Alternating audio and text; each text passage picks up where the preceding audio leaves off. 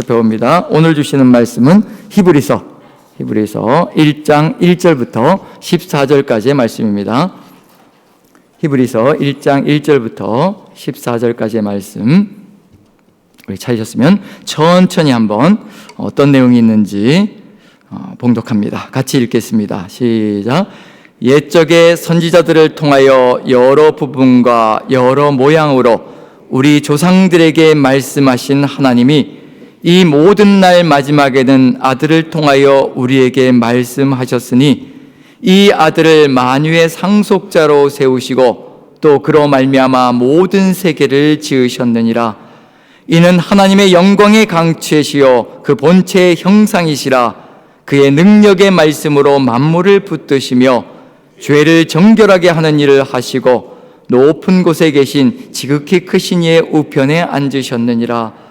그가 천사보다 훨씬 뛰어남은 그들보다 더욱 아름다운 이름을 기업으로 얻으심이니 하나님께서 어느 때 천사 중 누구에게 너는 내 아들이라 오늘 내가 너를 낳았다 하셨으며 또다시 나는 그에게 아버지가 되고 그는 내게 아들이 되리라 하셨느냐. 또 그가 맏아들을 이끌어 세상에 다시 들어오게 하실 때 하나님의 모든 천사들은 그에게 경배할지어다 말씀하시며 또 천사들에 관하여는 그는 그의 천사들을 바람으로 그의 사역자들을 불꽃으로 삼으시느니라 하셨으되 아들에 관하여는 하나님이여 주의 보좌는 영영하며 주의 나라의 규는 공평한 규이니이다.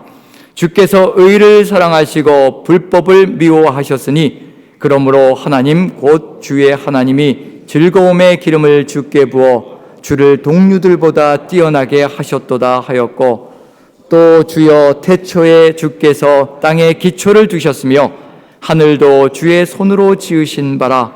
그것들은 멸망할 것이나 오직 주는 영존할 것이요 그것들은 다 옷과 같이 낡아지리니 의복처럼 갈아입을 것이요 그것들은 옷과 같이 변할 것이나 주는 여전하여 연대가 다함이 없으리라 하였으나 어느 때의 천사 중 누구에게 내가 내 원수로 내 발등상이 되게 하기까지 너는 내 우편에 앉아 있으라 하셨느냐.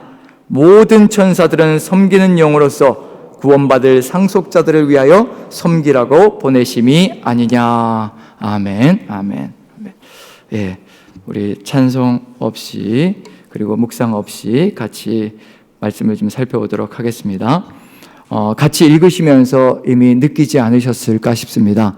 많은 부분을 할애해서 천사와 예수님을 비교하는 내용이 후반부를 가득히 채우고 있습니다. 왜 천사와 이렇게 예수님을 비교할까? 히브리서는 지금 1장에서는 천사와 2장까지도 이제 그렇게 연결이 되고요. 그 다음부터는 모세와 그 다음에 아론 대제사장과 그리고 구약 성경의 제사제도와 예수님을 계속해서 비교해 갑니다. 그리고는 예수 그리스도만이 구원자이시요 전능자이시요 우리가 바라볼 하나님이시라는 것을 강조합니다. 이미 시작부터 무엇을 선포하는 것을 시작하고 있냐면요, 예수 그리스도가 누구이신가라는 것부터 펑 터뜨리면서 시작합니다. 히브리서는 분명히 끝에 서자가 붙어 있거든요. 서자가 붙어 있다는 얘기는 뭐냐면 서신이고 편지라는 얘기입니다.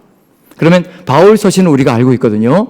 바울 서신은 이미 서신의 형태를 가지고 있습니다. 시작에 뭐가 들어가 있냐면요, 인사말이 들어가 있습니다. 누가 누구에게라는 인사말이 들어가 있고 그 안에 감사의 내용이 들어가 있고 시작이 그렇게 시작하거든요. 그런데 히브리서도 분명히 서신인데 편지인데 인사말이 다 사라져버리고요, 시작부터 누구를 이야기하는 것으로 강력하게 선포하고 있느냐면 예수 그리스도가 누구이신가를 얘기하는 것으로 시작을 열어가고 있습니다. 왜 이럴까? 같은 편지인데 서신인데 왜 예수 그리스도를 이렇게 강력하게 선포하는 것으로 시작하고 있을까? 그 얘기는 뭐냐면 누구를 잃어가고 있다는 의미인가를 우리가 생각해 봐야 될 필요가 있습니다. 왜 시작부터 예수님을 이렇게 강조할까? 그럼 예수님이 누구이신가를 잃어가고 있는 공동체를 향해서 지금 이 서신을 보내고 있다는 얘기거든요. 히브리서라고 되어 있습니다. 히브리라는 말은 유대인들을 얘기하는 거거든요. 히브리인들, 유대인들을 얘기하는 겁니다. 유대인들에게 보내는 서신입니다. 유대인들인데 어떤 유대인인가?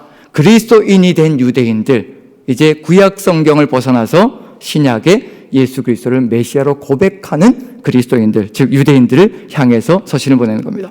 그런데 삶을 살아가다 보면 우리도 마찬가지고요. 유대인들도 마찬가지고 삶을 살아가다 보면 힘겹고 어려운 정황들이 나타납니다.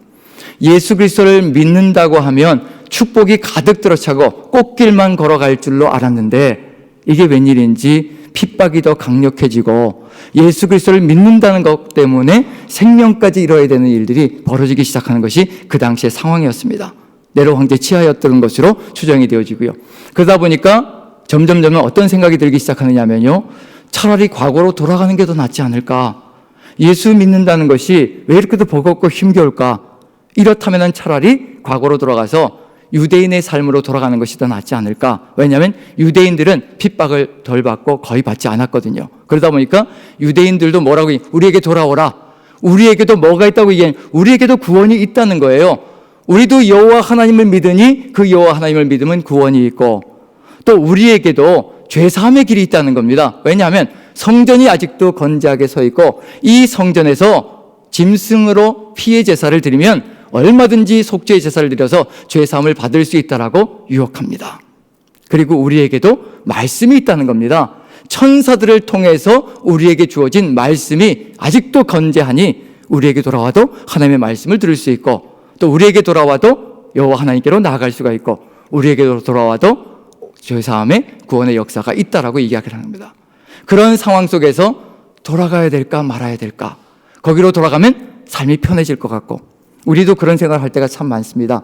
예수 그리스도를 믿는 것으로 인해서 고난이 닥치고 힘겨움이 닥치면 차라리 과거로 돌아가서 옛날처럼 살아가는 게 더 편하지 않을까라는 생각을 하고 돌아가려고 할 때가 있거든요. 자, 그럼 이제 우리가 한번 돌아봐야 될 것이 무엇이냐면요. 우리의 삶 속에서 정말 고난과 핍박이 우리의 믿음을 무너뜨리는 것인가? 한번 진지하게 생각해 보십시오. 우리의 삶 속에서 다가오는 고난과 핍박이 우리의 믿음을 무너뜨리는 것인가? 우리의 흔들리는 믿음이 고난과 고통을 극복해내지 못하는 것인가? 어느 쪽일까요? 어느 쪽일까요? 고난과 핍박이 우리의 믿음을 무너뜨리는 것일까요? 아니면 우리의 흔들리는 믿음이 우리에게 다가오는 고난과 핍박을 이겨내지 못하는 것일까요? 이 히브리서 기자는 두 번째라고 이야기를 합니다. 우리가 고난과 핍박을 이겨내지 못하는 것은 예수 그리스도에 대한 확신이 분명하지 못하고 흔들리고 있기 때문에 무너진다는 겁니다. 지금 우리 시대도 역시 마찬가지입니다. 세상 속에서 우리가 무너지는 이유는 다른 데 있는 것이 아니라요. 세상이 강력하기 때문에 무너지는 것이 아니라 더 전능하시고 위대하시고 이 세상 모든 것을 능히 이기실 우리 구주 예수 그리스도가 누구인지 정확하게 모르고 있기 때문에 세상 속에서 흔들리고 무너질 때가 많습니다. 그래서 히브리서 기자는 무엇부터 시작하느냐면요. 예수 그리스도가 누구인가라는 것을 선포하는 것으로 시작하고 있습니다. 그래서 히브리서를 이해하려면요. 1, 2, 3절만 정확하게 알면 1절, 2절, 3절, 1장, 1, 2, 3절 이것만 정확하게 우리의 삶 속에 정확하게 새겨두면 그 다음부터 나가는 것은 너무도 쉽습니다. 예수 그리스도가 누구이신가를 우리에게 알려주는 이 1, 2, 3절이 우리에게 생명과도 같은 거고요. 천사들과 비교할 것도 아니고 모세와 비교할 것도 아니고 구약의 제사제도와 비교할 것도 아니고 바로 예수 그리스도가 없이는 아무것도 이루어질 수 없다는 것을 우리에게 선포하고 있는 것이 바로 1, 2, 3절의 내용입니다. 그래서 오늘은 1, 2, 3절만 가지고 같이 나누면서 예수 그리스도가 누구이신가, 우리에게는 어떤 분이신가, 그 예수 그리스도를 우리가 어떻게 바라보며 나가야 될 것인가, 그것만 좀 우리가 깊이 돌아본다면 오늘의 목표는 이루어지지 않을까 싶습니다. 그 다음에는 천사들과 비교하는 것은 뭐 읽어보기만 해도 저절로 이해가 되지 않을까 싶습니다. 그래서 한번 첫 번째 1절 한번 같이 한번 읽어보죠. 1절 같이 읽습니다. 시작. 옛적의 선지자들을 통하여 여러 부문과 여러 모양으로 우리 조상들에게 말씀하신 하나님이 옛적에는 선지자들을 통하여서 말씀하셨다고 얘기합니다. 우리 조상들에게는 선지자들을 통하여 말씀하셨다고 하는데 어떻게 말씀하셨다고 되어 있냐면요. 여러 부분과 여러 모양으로 말씀하셨다라고 되어 있습니다. 다양한 사람들을 통해서, 다양한 선지자들을 통해서 그럴 수밖에 없는 것이요. 선지자들은 육체를 가지고 있는 생명일 수밖에 없거든요. 인간일 수밖에 없습니다. 그러다 보니까 영원할 수가 없습니다. 그래서 여러 부분과 여러 모양으로 말씀하실 수밖에 없습니다. 한계를 가지고 있는 인생들이기 때문에 말씀을 전하다가 육신의 생명이 끝나면 또 끝나야 되고요. 그래서 다음 사람이 또 연결시켜서 말씀을 전해야 되고 그러다 보니까 여러 부분과 여러 모양으로 무엇에 대해서 말씀하셨는가? 이 땅에 오실 우리 구주 예수 그리스도가 메시아가 누구이신가를 정확하게 얘기해 주기 위해서 구약 성경 속에서 선지자들을 통하여서 여러 부분과 여러 모양으로 말씀하셨다고 이야기하고 있습니다. 누가 없이는 절대로 완성될 수 없다는 얘기냐면요, 이 땅에 오신 구주 예수 그리스도가 없이는 절대로 완성될 수 없는 것이 바로 구약 성경 시대에 선지자를 통하여 주신 말씀이라는 것을 분명히 얘기하고 있습니다. 그게 뭐냐면 지금 우리는 예수 그리스도가 없이는 절대로 완성의 길로 나갈 수 없고 구원의 길로도 나갈 수 없다는 것을 분명히 선포하고 있는 중입니다. 그래서 여러 모양으로 여러 부분으로 말씀하셨던 그 하나님께서 우리에게는 어떻게 말씀하셨는가? 2절을 같이 한번 읽어보죠. 2절 같이 시작. 이 모든 날 마지막에는 아들을 통하여 우리에게 말씀하셨으니 이 아들을 만유의 상속자로 세우시고 또 그런 말미암아 모든 세계를 지으셨느니라. 이 모든 날 마지막에라고 되어 있습니다. 그럼 무슨 얘기냐면요, 이제 예수 그리스도가 마지막 기회라는 것을 얘기하고 있는 중입니다. 더 이상의 길은 없다는 겁니다. 모든 것의 완성이라는 것을 분명하게 선포하고 있는 중입니다. 예수 그리스도가 없이는 구약의 그 어떤 말씀도요 완성되어지지 않는다는 것을 분명하게 선포하고 있습니다.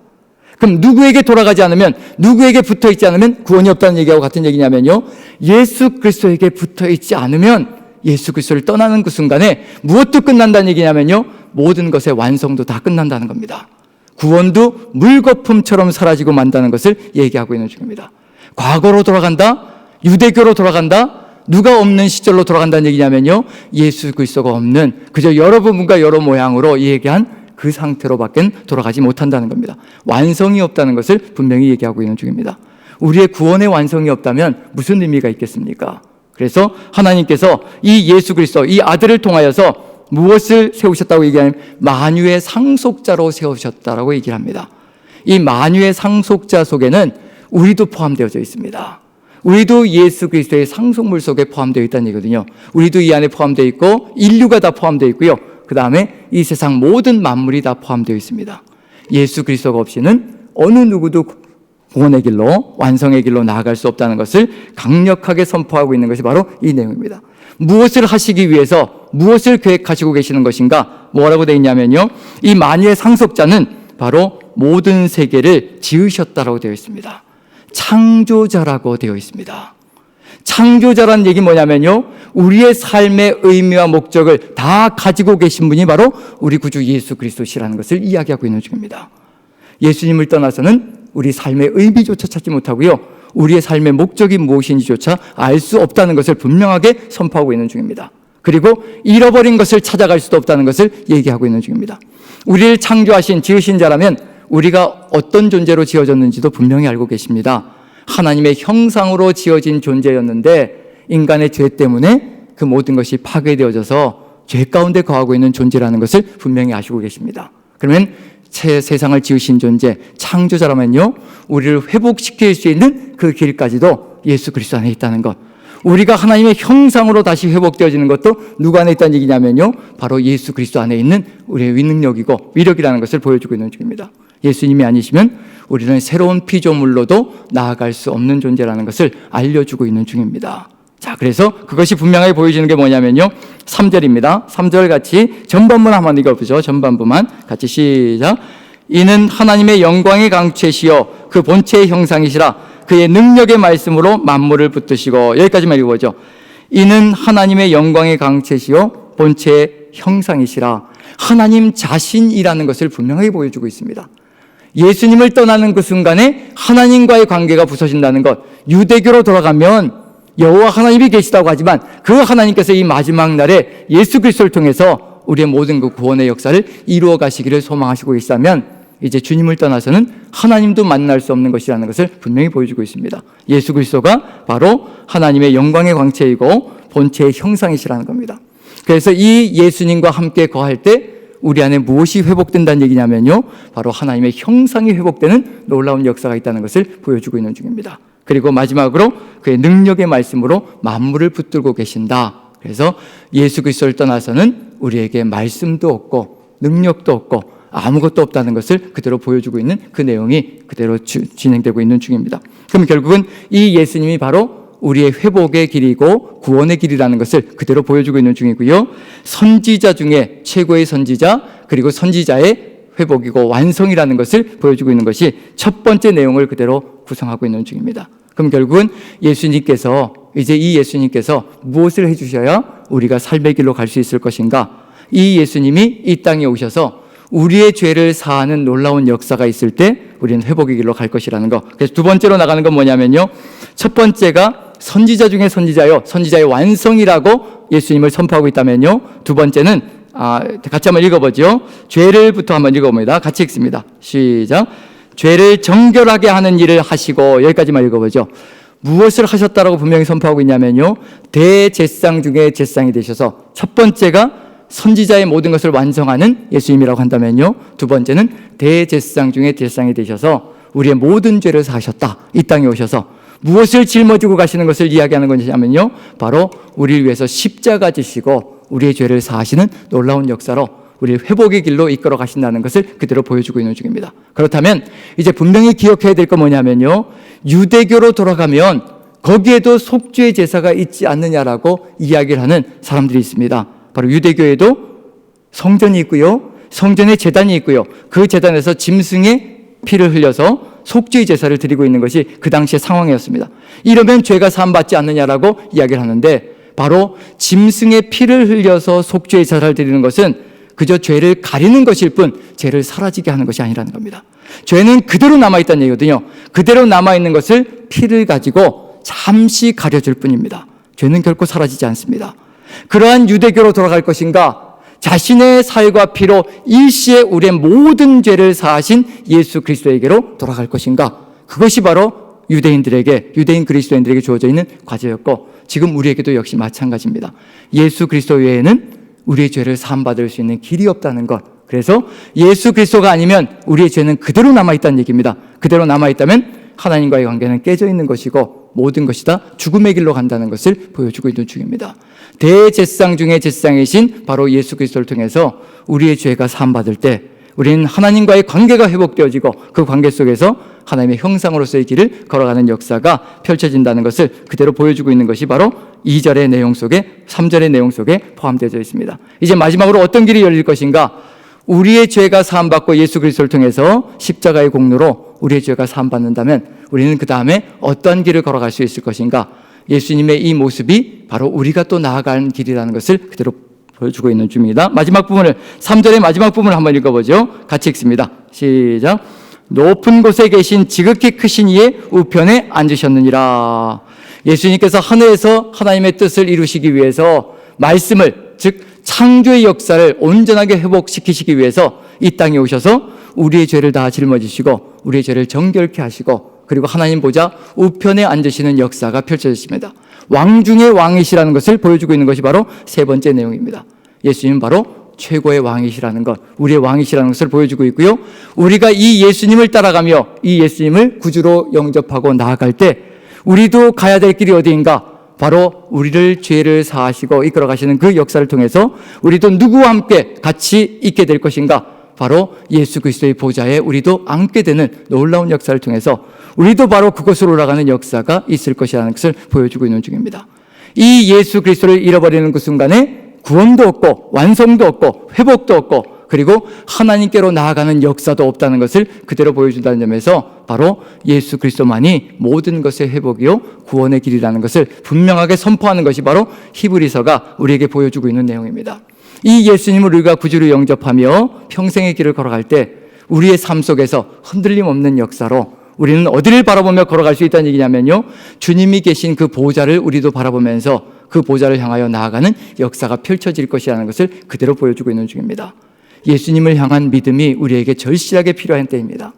우리 구주 예수 그리스도가 누구이신가를 우리가 분명하게 우리의 삶 속에서 새기지 못하면요, 어느 때 어느 상황 속에서 흔들려 무너질지 모른다는 것을 보여주고 있는 중입니다. 우리가 지금까지 5일 동안의 여정을 통해서 그 전부터 주일부터 시작해서 어제까지 5일 동안 무엇을 묵상했느냐면요, 시편을 묵상했습니다. 시편 82편부터 86편까지 우리가 묵상했습니다. 거기에서도 분명히 우리에게 보여주는 것이 있습니다. 무엇을 보여주고 있는 중이냐면요, 무엇이 가장 중요한 것인가를 우리에게 이미 알려주고 있는 중입니다. 시편도 역시 마찬가지로요, 입에서 탄식이 쏟아져 나갈 정도로 고통과 신음을 내는 상황 속이라는 것은 분명합니다. 히브리서 시대를 살아갔던 그리스도인들, 즉 유대인 그리스도인들이 겪었던 삶이나 시편 속에서 절망과 고통 가운데 탄식하며 걸어가는 삶의 정황들이나 동일하다는 얘기입니다.